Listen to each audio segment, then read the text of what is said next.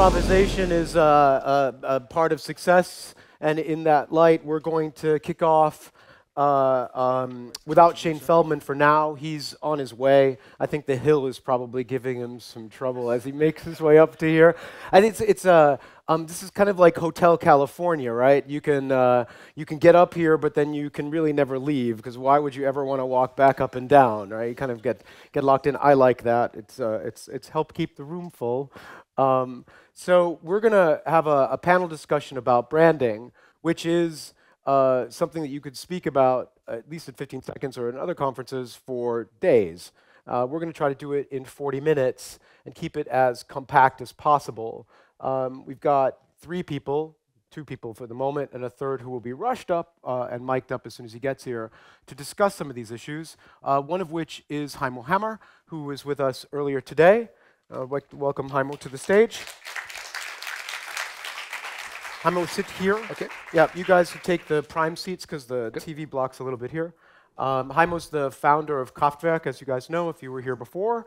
Like I said, Shane Feldman will be on the way, and Adrian Walcott, a legend here at 15 Seconds. Yeah. Yeah, man, yeah. I'm not sure about that. There are a few people who've been around the block at FS for a while, and Adrian's one of them. So wow, I'm very happy to have Is that him a good thing? Round the block? Yeah. So guys, have a seat, and let's make this up as we go. To spare me the challenge of having to introduce yourself and to give me more time to have my gin and tonic, I thought I would let you introduce yourselves. So in true 15 seconds tradition, you get 15 seconds to introduce yourself, tell me who you are, tell the audience who you are, and why you think it's important for you to be speaking about what it is that a brand is here on stage today. Thank you for the 15 minutes. I was assistant professor in marketing 30 years ago, and Professor Scheuch was my boss, and I was, let's say, honored to have the so-called session 11 in the summer semester where we invited companies. Once the company Red Bull was invited, and my part was to do the introduction for Red Bull from a theoretical point of view. So I was looking at Red Bull, energy drink. Are they in the retail business? No. Do they have a distribution system? No.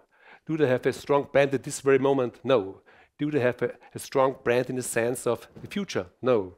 And so I decided to say, Red Bull will never ever be a success. This was my introduction. That's good. That's good. After my short introduction, 50 minutes, Mr. Dietrich Mateschitz was coming. He was so annoyed about my introduction because he talked to me, you're talking about Coca-Cola. You're talking about other brands. I am Red Bull, I'm different. Years later, I was honored to be working for Red Bull in the States. We did a campaign to launch Red Bull in the States from 2000 to 2004. And my job was the job to do this so-called World Stunt Award. This was an award for stunt people because Red Bull is doing a lot of celebrity stuff. And so they more or less financed the insurance for the stunt people. And there was David Cameron, Arnold Schwarzenegger, Sandra Bullock, all that stuff. And then Mateschitz was in front of me. It was in Santa Monica in Los Angeles. And then he asked me, I know you from somewhere.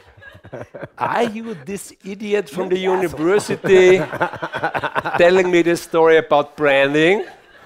Look who I am. So this is my story about my expertise in branding. That's very good. I like this.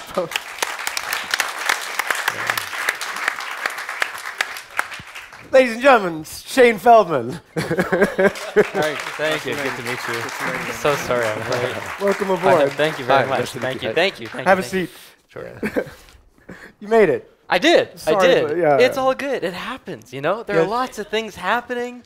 And I thought this was, I was told that this happened 2 hours from now. So it happens 2 hours from now in some alternative outstanding thing. If we were all watching Tenet, we could say it was a pincer movement, then in 2 hours it would happen. But we're glad you made it. Here we are. We're glad you made it. So in 15 seconds style, you get 15 seconds to introduce yourself to the crowd here and not that I'm just putting you on the spot once you sit your ass down on the couch, but you get 15 seconds to introduce yourself and to say why it's relevant for you to be speaking about branding today. I'm Shane Feldman. I'm here from Toronto, Canada. Excited to be here. And I accidentally started a brand in high school that has gone on to impact about 10 million people in 104 countries. This is a good reason to be on the panel. Yeah, was that? I think that was under 15. So. Adrian, you're up next. Well, clearly I'm the least qualified person to be on the panel. But my journey into branding started in Africa, actually. I worked for Ogilvy. And then I spent a couple of years working on Nestlé and Unilever brands. And after that, I spent 10 years in corporate, in Barclays, running all of the brands. And then my last role, which was probably one of the most exciting ones, was I was asked to join Eurostar. I didn't even know Eurostar. It's London to Paris, underwater, and across Europe. I was invited to come and reinvent the brand because at the time we thought that Virgin and Deutsche Bahn, we thought they were going to be on the line. So the whole strategy was, how can we build a resilient brand that will make it difficult for competitors to take market share and hold on to our consumers? And I then came to Marketing Rockstars and talked about that. And I was so inspired around what I learned in the festival. I started to rethink, actually, the bit that I was even more interested in, which is the role of people in leading brands, particularly in service-based businesses.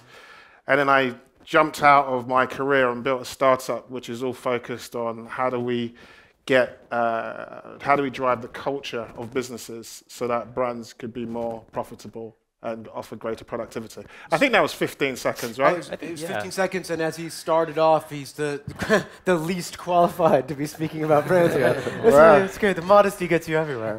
It's a good thing. Shane, what's the number one reason why Count Me In has grown to be a global brand? You're 10 million people. How did that happen? Well, it's taken 13 years to get there, so it's one of those overnight sensations that takes over a decade. Right, exactly.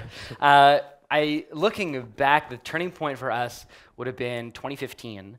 So 2015, I actually had an intern come to me at the time. We were about 4 years old as an organization.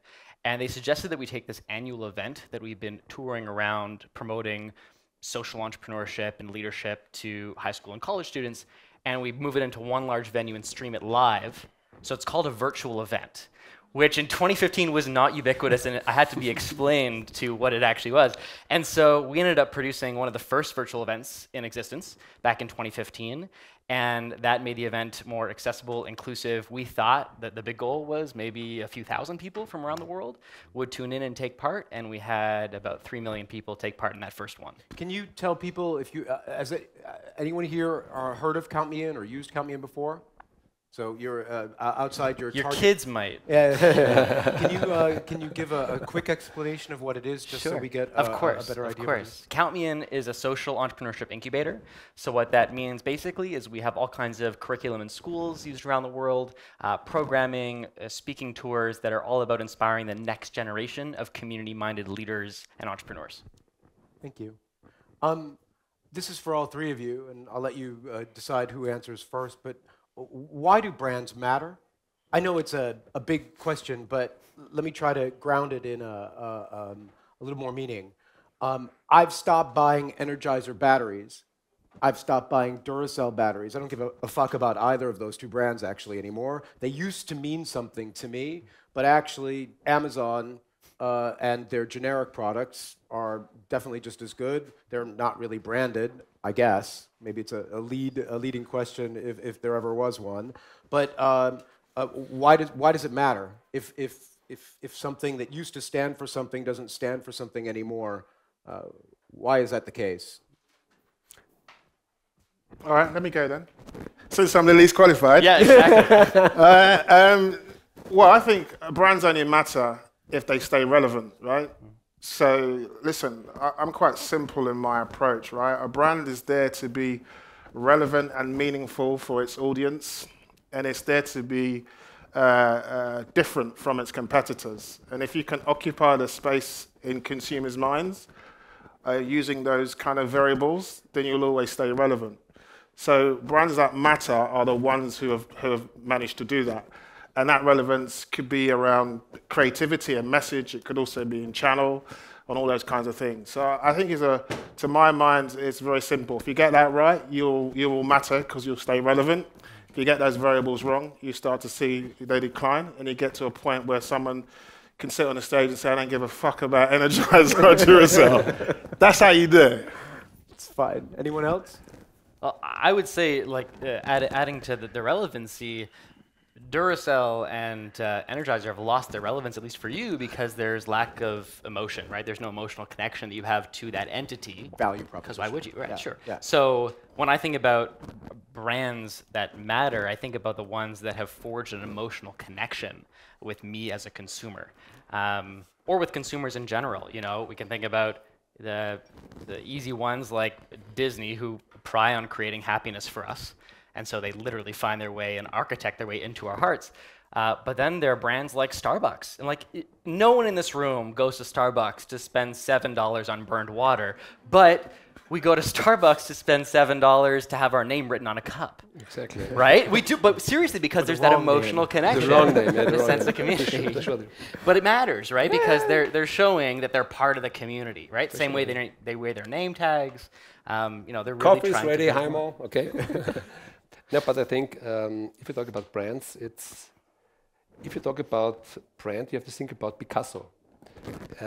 Picasso thought at the end of his career, I would like to think like a kid and draw like a kid. And if you explain a brand to a kid, how to explain it? With resilience, relevance, does it touch you? The main thing is you can name it. Because if you're not able to name a brand, it's not relevant for you. The other thing is, if you look at the industry right now in Austria, let's say in retail industry and all the products there, and for instance, if you go to Rewe or Spar, you have in these stores 18,000 products. And all the products talk to you. Buy me, my name is this, am I relevant to you? And I think it's quite hard today to say that all the brands have a brand person. They are strong and they are communicating, because a lot of these brands are old brands. And people are sometimes behaving like idiots because they buy the same brand for decades. The same beer, the same chocolate, the same cigarette. Yeah? They stay with their brand.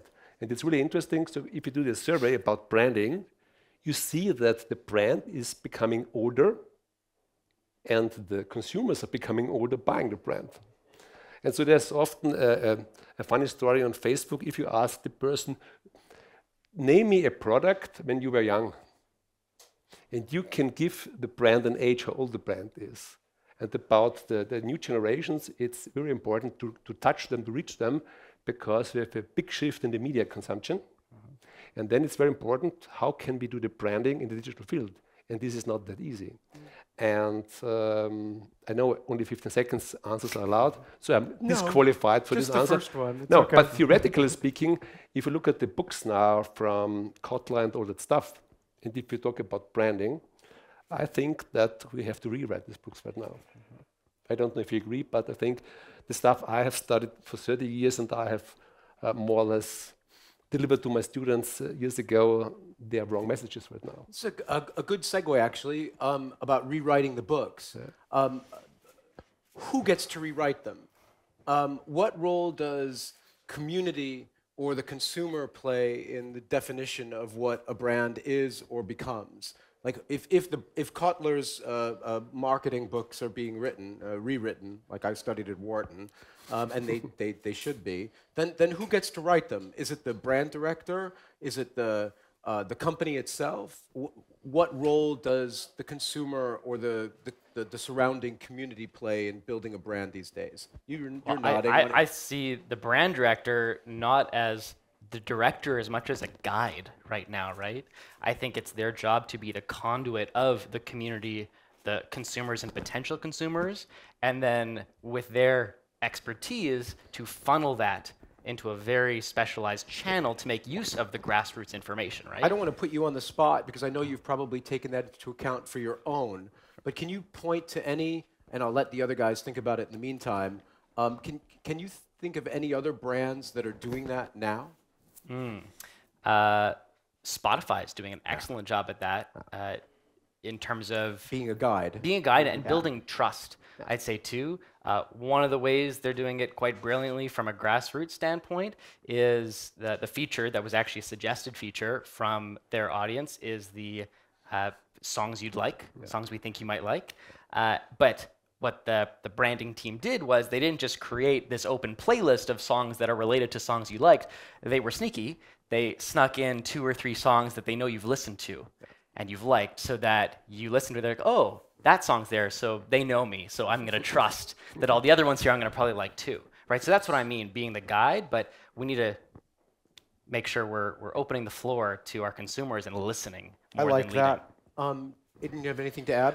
Yeah, so it's quite interesting. So I guess when I was kind of brand building many years ago, right, we would just look externally, right? And we would say, let's look at our consumers, let's look at their media habits, let's look at what the emotional triggers are, and let's build a brand that connects with those guys, and then we'll put it in channels where they are, and we hope that they would cross the threshold into our brand, right, into our brand world.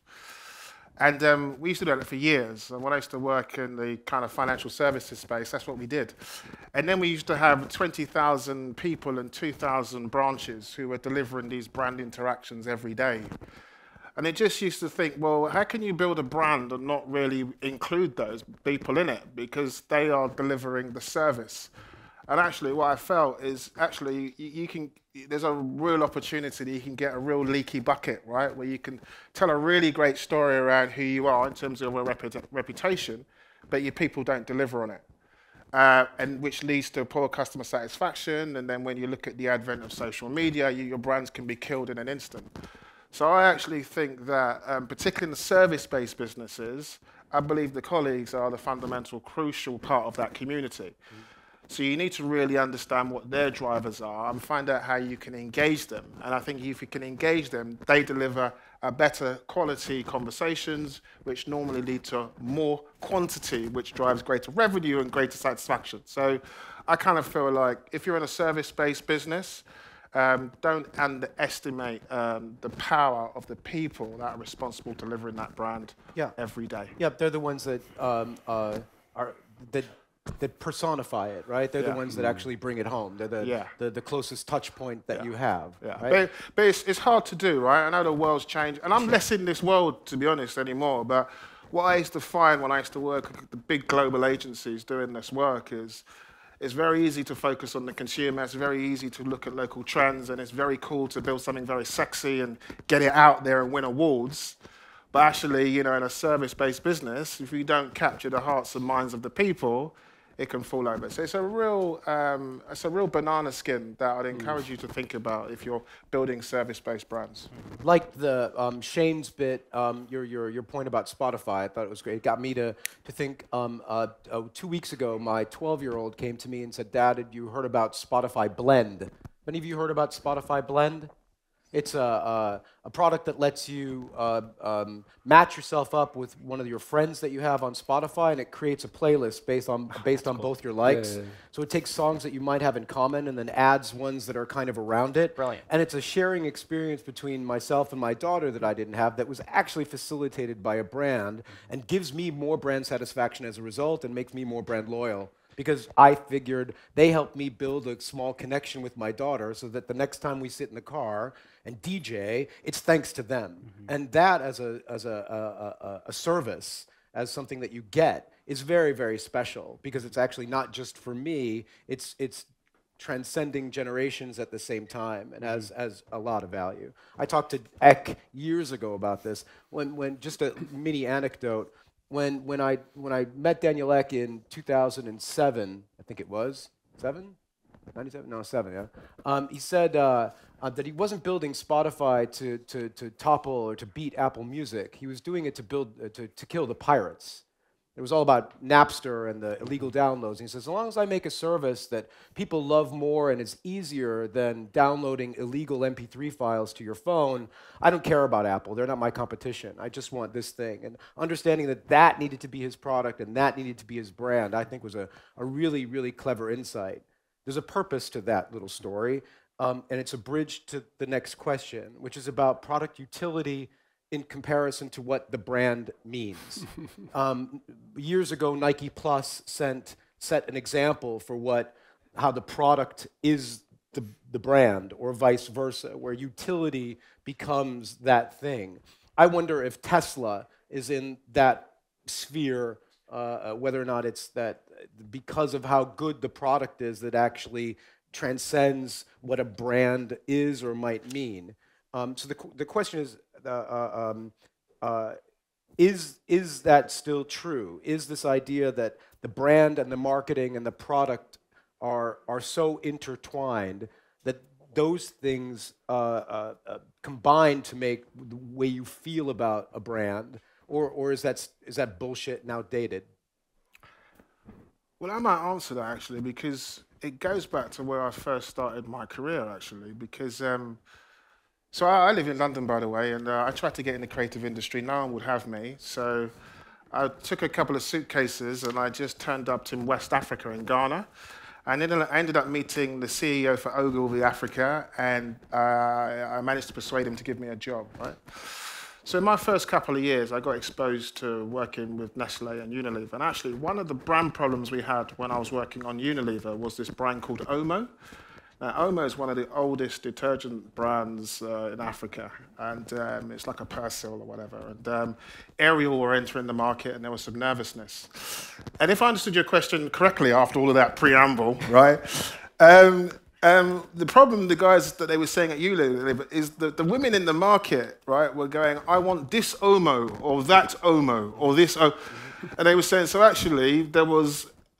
so they were losing equity in the brand. So people are buying all these competitors and just calling it Omo. Omo, like Kleenex.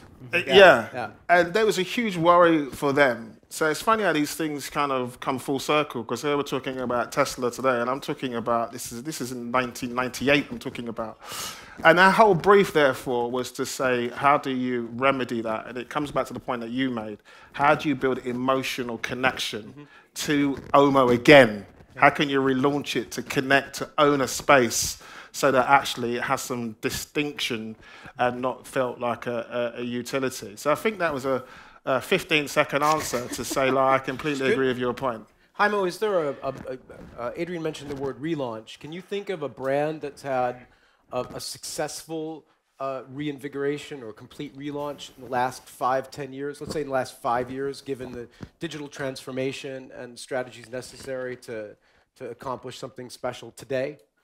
I think in the financial industry there was a huge transformation, and we see now the fintechs and all the companies more or less driving this disruption in the industry.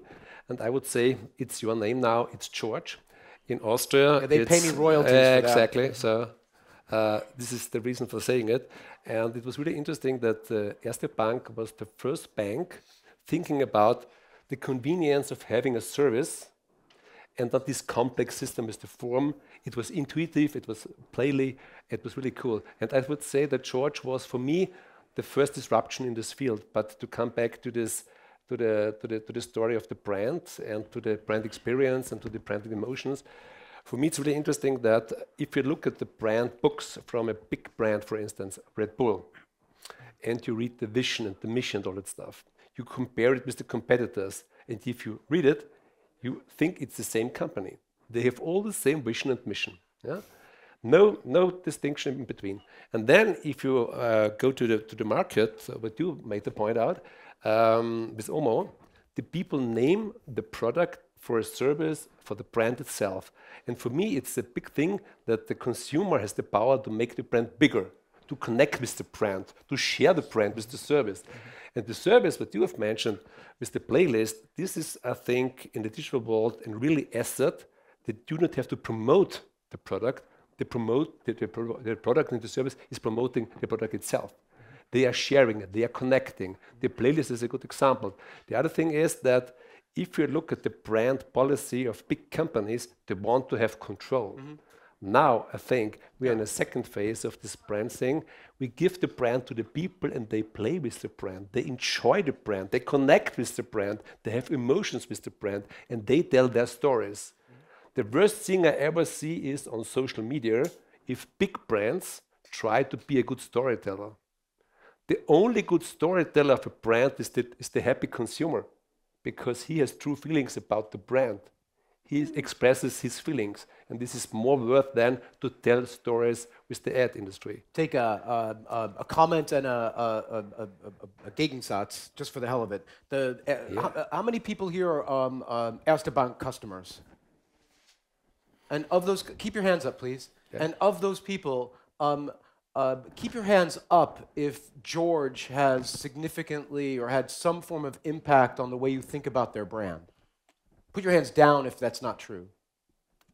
But yeah, so I mean, there's proof in that. It's an in-house team, actually, that they then 300 people that they completely then integrated into the company. A very brave move. So I agree with you on that. I'll take. It's proof now, okay? It's proved. We have statistical evidence. Thank you so much. The other thing I'm not so sure about, you could definitely make the argument that Red Bull, through storytelling, through being the world's leading and probably one of the world's first real modern content marketers, is the one doing the storytelling. And it's not, and they're doing that under the guise of advertising. So to say, let people do it or don't tell, you know, I think it's arguable, but it's probably a blend, though, isn't it? Yeah. I mean, I'm going to big up my old Eurostar colleagues for a while, if that's okay, right? So, please. Because one of the things we did in 2012 to 2015, and check it out, we won loads of awards for it, is we had this campaign, and it was called Stories Are Waiting, right? And well, I won't go into the ins and outs of it, but the way we shot the film, the advertising, is we kind of semi-created it because we found some really good photographers, and we said to them, look, go around Paris. Our point of view is we've been doing London to Paris for 20 years. We know the city better than anybody, right? So we can give you a point of view around where you should eat and all that sort of stuff. So we had these go out, and they would cure out all the spaces you wouldn't know around Paris, and we turned it into an amazing film. But then we put it into social, and then we invited the people to tell their stories. That's why when you were saying that, water was coming into my eyes, because that's what they were doing. They were then taking their cameras, and they were following the hashtag Stories Are Waiting, and it was just building and building and building. And people are very emotionally connected to that, to the Eurostar brand, and to give them the platform to do that, they became storytellers. So that's why I think it's probably a blend. I think it's good. I'm going to ask one more question, but then I'd like to also open it up to the floor. We've got three very smart people sitting next to me. I'm just the guy asking some random questions. I'd love to get some from you. So if you do have one, please get a hand up in a minute. Think about what you'd like to ask. In the meantime, in Heimo's talk, he mentioned one of my beloved famous Austrians, Peter Drucker, who, if you don't, most of you probably know him. He wrote several famous books and a couple of cool little one-liners, one of which you used in your presentation, which was Culture Eats Strategy for Breakfast, right? And so the question is, are brands killing or creating culture? Do brands kill or create culture? And insofar as, if culture eats strategy for breakfast, if brands aren't creating culture, then what the fuck are they doing? I mean, you're either reinforcing and reinvigorating the culture, or you're smothering it. And I think it depends on the brand. I know it depends on the brand, right? If we think about the brands that we love and feel connected to, those are the ones probably bolstering that sense of community.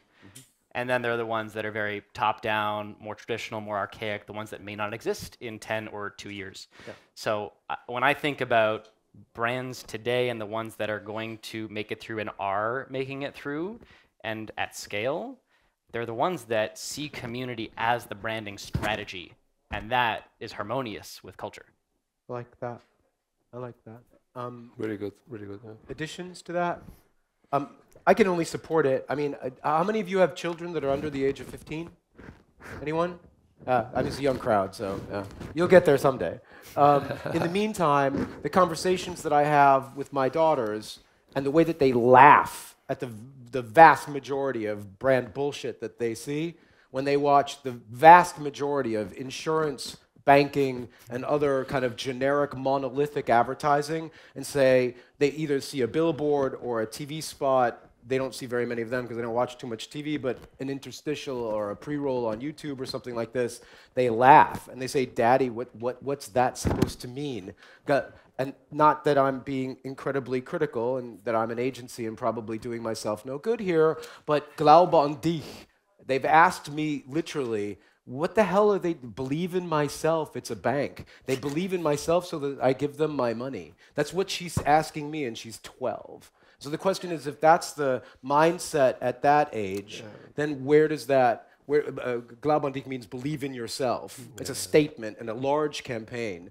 And the question is, what does that mean, and what brand value does that transmit to people that age that are supposed to then become loyal customers over time? Never mind that age. What does it make you feel? Yeah, but last Right, year exactly. I was in big troubles because I was on a podium, in a virtual podium. This was the Vienna Insurance Group, and they have the claim, Ihre Sorgen möchten wir haben. And last year, we'd like to have your worries from a large insurance and I was in big troubles because I asked the marketing director, "What the hell are you doing? You know, it's a pandemic, and you have this ad out there." So and but they will never ever be booked from her, you know, because it was too honest. But to come back to the story of let's say Peter Drucker, I think it's. If we talk about the Austrian advertising market, a very small market, we know everything better, you have to know. And we have a so-called super cool average campaign set. This means, all the campaigns are looking the same. If you look at banks, insurance companies, the retailers, if you put the brand away and you ask the people, this ad is for what product, for what service, you do not know. Because no one wants to take a risk. We all see happy families in the best ages with 2 parent parts, with 2 kids. No diversity, no authenticity, nothing but touches you. All the same, but we get paid for it. It's good for that. And 85% TV, 10% outdoor, for sure. 5% and digital is not good enough to catch the people. And in your idea of bringing the brand together, you know, with the people, this is a huge story, I have to say, because one of my clients is the Austrian Railway Association, and they are more or less everywhere. You have touch points every day, and they were criticized every day. And I did all the digital services for them, and one of them is the blog, and the other one is the social media stuff. And nearly every day we have a shitstorm. The people complain every day, you know. Sometimes it's not clean, they are late, it's expensive. You want to go by train to Paris, to travel the whole night, you have to pay the double in the plane. Why should you book it? And all that stuff, Nightjet is the name of the service. And so I'm working for them, and the really interesting part of this is that the people now working for the railway company, they were more or less strengthened through one campaign. And the one campaign that was a really nice one, it was only in the stations. And I translated it for you because it's so complex to explain it. We do the shit for you. This was the campaign for, they clean it, they make the service, if you forget something, they claim. These are the really people making the thing running. And that's exactly your position. The people in the company doing the job, and that's the reason for having a good service and having a good brand, because the brand experience is, if you have a train, is it clean, is it on time, and this is the message. And that's a little bit more about describing their culture and what they do rather than kind of putting something that's fake out. I'd like at least one good question from the audience, or a question from the audience. Who's got something out there? Anyone somewhere? Oh, come on. It can't be true. Really? He has no questions, so at least please help him. Oh, I do. Okay, well then, Samantha, host from Main Stage, brought a concept to me called the lens of humanity, like looking through people, which speaks again to the ideals that we were talking about before about community. And she said, you know, what is a people-centered design? So we're talking about this in terms of, okay, let's put the consumers in the center. Let's use company culture as a vehicle to talk about brands. How do you do it? How do you operationalize that? If people are here in their companies and they go back on Monday, either to Zoom calls or to the offices, I hope, and have to bring back something from how to create a people-centered or cultural-centered or community-centered approach towards the brand, or a step towards doing that, what's the first step for them to take? Yeah, go on. You're in the middle of this.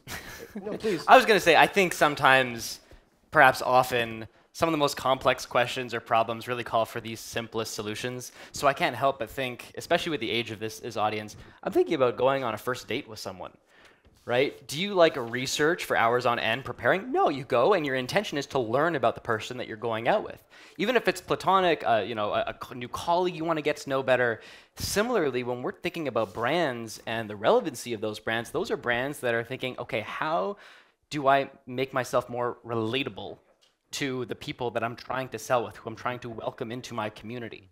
And it could be anything, right? When we're talking about relatability, you know, for me, for a personal example, when I see a brand that shows a same-sex couple, I'm gay, I immediately feel a sense of relatability and relevance, right? It's like, oh, there's an inclusion element there, maybe they get me, and I'm curious to learn more about that brand, see maybe if I'm part of that community, right? When we lead, whether it's at work or a first date, with that leading learner mindset, trying to listen to understand instead of just listening to respond right away, it allows us to build a more relatable and relevant brand. Is that through research? Is that through being more active in social media? Is that by meeting people in roundtables? Yes, right? I mean, it's listening, right? I know you want like the checklist of all the things, but this is more of a lifestyle, right? It's just knowing that you're not the smartest person in the room and going out there and trying to genuinely hear what others are interested in, what they're going through, so you can lead with that relatability. I like it. I like it a lot. I just want to say a sentence about this Tinder and Parship with brands, you know.